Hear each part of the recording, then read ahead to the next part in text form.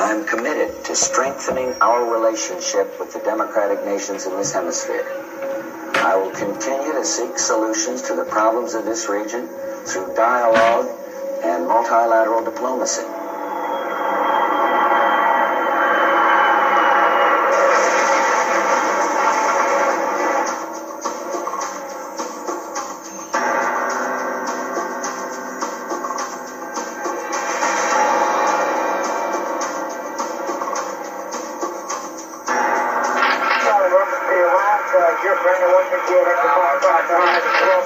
The people of the United States seek only to support them in pursuit of these noble goals.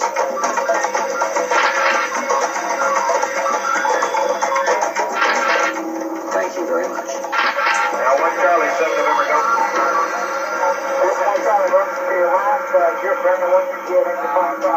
Durante medio siglo, el mundo se vio envuelto en la Guerra Fría, término con el que se conoció el enfrentamiento entre dos grandes potencias, la Unión Soviética y los Estados Unidos.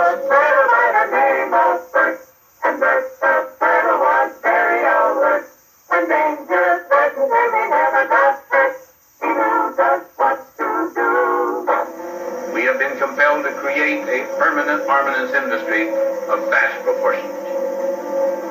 3.5 million men and women are directly engaged in the defense establishment. It shall be the policy of this nation to regard any nuclear missile launched from Cuba against any nation in the Western Hemisphere as an attack by the Soviet Union on the United States, requiring a full retaliatory response upon the Soviet Union. The success of communism in Central America poses the threat that 100 million people from Panama to the open border in our south could come under the control of pro-Soviet regime. La supuesta lucha contra la expansión comunista durante la Guerra Fría fue el pretexto utilizado por los Estados Unidos para llevar adelante acciones de intervención en América Latina por más de 50 años. Invasiones, golpes de Estado, atentados y espionaje. Ningún país de la región se salvó de la injerencia, detrás de la cual no se encontraba sino el interés de dominar política y militarmente a los países del sur para tener garantizado el control de sus recursos y mercados. Con el derrumbe de la Unión Soviética a comienzos de los años 90, la lucha contra el comunismo internacional dejaba de ser una excusa válida para justificar la intervención del norte.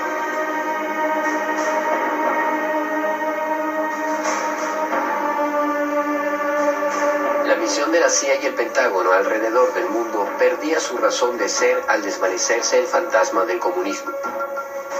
Era de suponer que había llegado la era de la paz, pero la realidad fue muy distinta. Terminaba la era de la Guerra Fría para dar paso a la posguerra fría. Washington echaría mano de un variado menú de motivos para seguir justificando su intervencionismo. La guerra por dominar el mundo debía continuar. Una injerencia que en los años 90 redefinió estrategias combinando la acción militar directa con la más refinada intervención económica y financiera.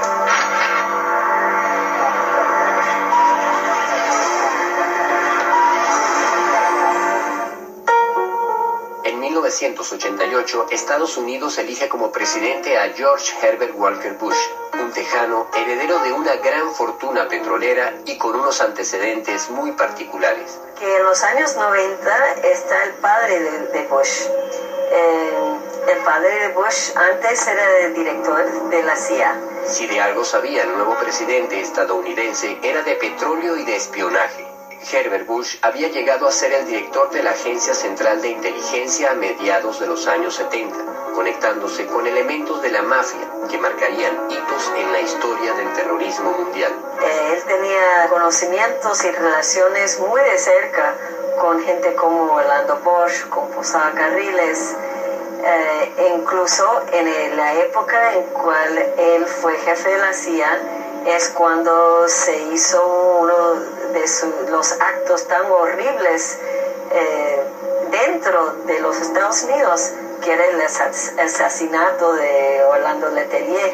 Bajo su mandato en la agencia se produjo el asesinato en pleno corazón de Washington del canciller chileno Orlando Letelier y la estadounidense Ronnie Moffett, así como la voladura del avión de Cubanas de Aviación en las costas de Barbados, donde murieron 73 civiles.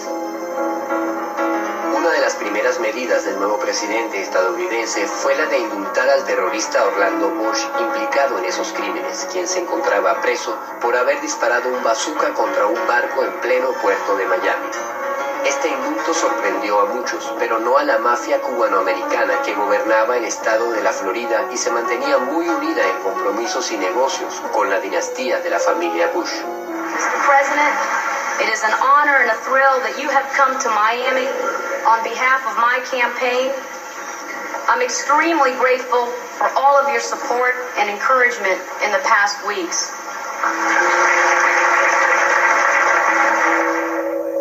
Al antiguo director de la CIA, ahora al frente de la Casa Blanca, le tocaba entrar a dirigir el imperio en lo que se suponía era el ocaso de la Guerra Fría y el comienzo de una etapa de paz. Pero sus acciones contra los movimientos de liberación en Centroamérica no se hicieron esperar.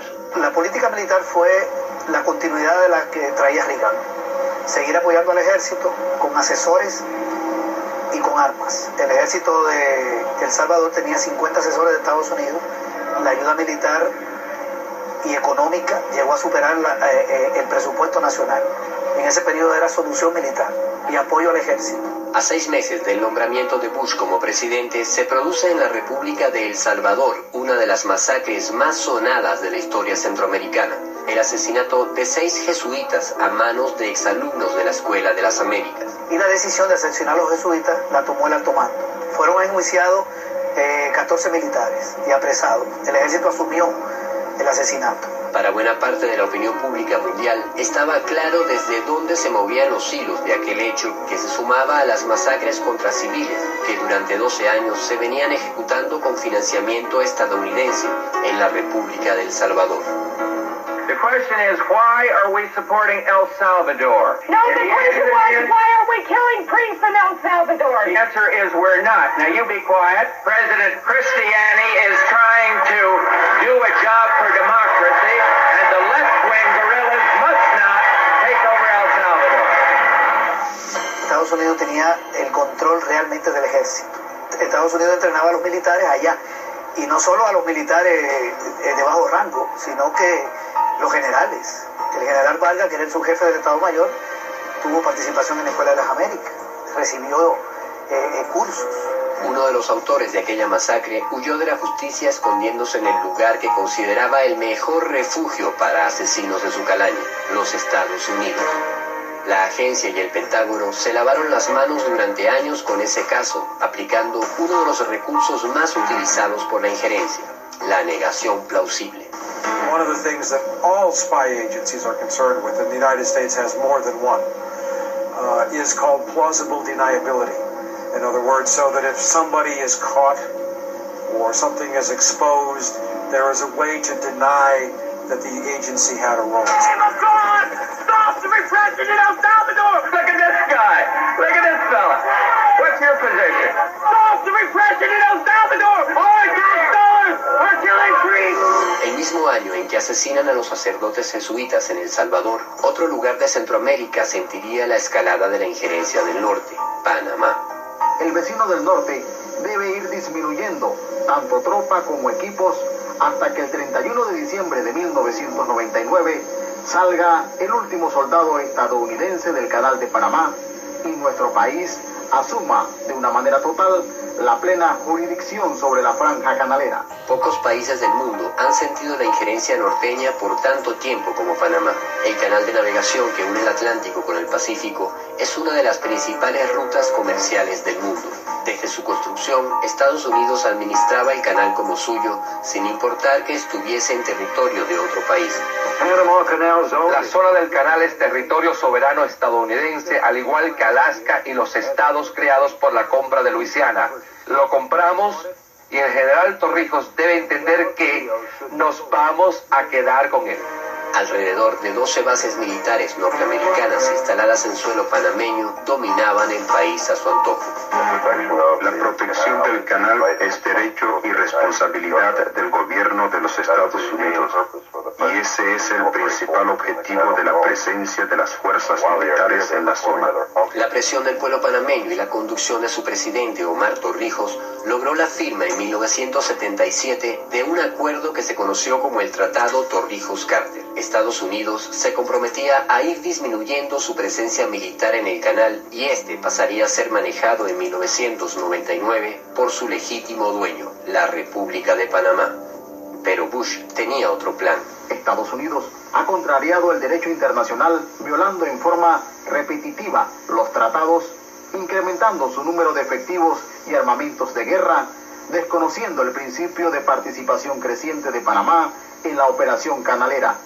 Las conversaciones con Japón para mejorar el canal, la negativa a invadir Nicaragua en los años 80 y sobre todo la resistencia del norte a perder su control sobre el canal fueron los principales motivos de Washington para decidirse a derrocar al gobierno panameño. La agencia comienza una guerra de desestabilización. Instalan clandestinamente 7 transmisores de radio en Panamá. El jefe de la operación fue el agente Kurt Musa. La radio de la agencia fue bautizada como la Voz de la Libertad. Una fuerza de tarea integrada por los jefes militares del Comando Sur, el asesor William Bromfield y el experto en intervención John Maestro se dedican a preparar lo que sería la primera invasión militar de la posguerra fría, planificada y dirigida por el tejano petrolero que ocupaba la Casa Blanca. Los gobiernos estadounidenses, a través de sus soldados acantonados en territorio panameño, han hostigado, amenazado, provocado, agredido tanto al pueblo panameño como a su gobierno y a sus fuerzas de defensa. A partir de junio, las tropas estadounidenses acantonadas en la zona del canal incrementan el número de efectivos y comienzan una serie de maniobras en franca provocación a los panameños. Había que encender los ánimos y encontrar alguna excusa válida para la invasión. 1 de julio de 1989, aproximadamente 60 infantes de marina con 6 tanquetas Mowak en actitudes arrogantes e intimidatorias transitaron desafiantes frente al cuartel de la Guardia Forestal de Panamá. 2 de julio, el mismo contingente ocupó militarmente las instalaciones de la planta potabilizadora que abastece de agua al 80% de la población de la capital. 8 de julio, la soldadesca extranjera apostó tanquetas artilladas apuntando sus armas de guerra hacia nuestros soldados e instalaciones militares. 21 de julio, un contingente del Ejército Sur protagonizó en el área de Amador un ejercicio de evacuación de personal civil norteamericano. 22 de julio, aviones de combate con misiles aire-tierra volaron a baja altura sobre áreas residenciales y población civil. 22 de julio, se tomaron el Hospital Gorgas, propiedad de la República de Panamá, bloqueando las vías de acceso. 25 de julio, Gamboa, población bajo control y jurisdicción de la República de Panamá, fue motivo de agresión y de hostigamiento por un contingente militar armado del Ejército de los Estados Unidos. 4 de agosto, el área de Amador, el motivo del desplazamiento de un contingente militar estadounidense combinado con demostraciones aéreas, poniendo en peligro la seguridad de los vuelos de aeronaves civiles y militares nacionales e internacionales. 4 de agosto. Vehículos blindados artillados cruzaron la carretera panamericana a la altura de Arraiján, intimidando y sembrando el pánico a su paso por las comunidades y áreas residenciales civiles de control y jurisdicción de la República de Panamá. Es una irresponsabilidad grandísima, y más volar en un área que es territorio panameño y área de esparcimiento para los panameños. La prepotencia de las tropas norteamericanas quedó una vez más en evidencia esta tarde cuando periodistas panameños e internacionales fueron obstaculizados en su labor por parte de la prepotencia y la acción directa contra oficiales y miembros de estas fuerzas panameñas del orden público, así como autoridades civiles, alcalde, representante de corregimiento, corregidor y otras que fueron vejados, humillados, desarmados. A los periodistas, después de ofenderlos, les decomisaron su material y equipo fílmico. Este desgraciado le acaba de decir, pero él le acaba de decir que si yo voy a mover el vehículo, él va a disparar. Esta es tierra panameña y yo soy el representante de este corregimiento, pedazo de idiota. Por favor, mire. Bueno, él tiene que respetarme a mí para que yo lo respete a él. General Noriega's reckless threats and attacks upon Americans in Panama created an imminent danger to the 35,000 American citizens in Panama. As president, I had no higher obligation than to safeguard the lives of American citizens.